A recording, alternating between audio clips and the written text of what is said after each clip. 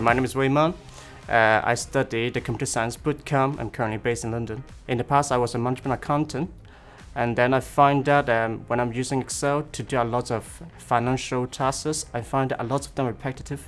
So it always occurs to me that must be a way to automate the whole process.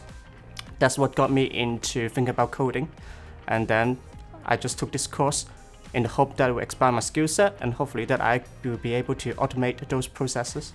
HyperionDev definitely have a big impact. It actually introduced me into the world of coding and introduced me to a lot of different tools like Java and so on, but mainly we use Python.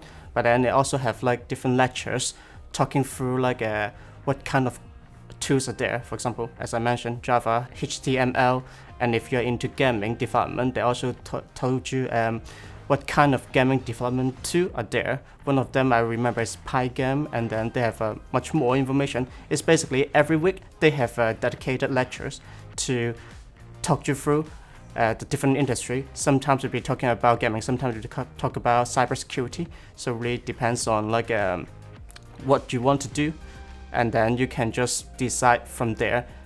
HyperionDev actually just provides you the way to it and tells you what is the overview of the industry like, and if you want to get there, what kind of things are available to you and what do you need to do in order to get there.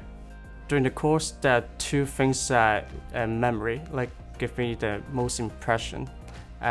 One of them would be the way they structure the course.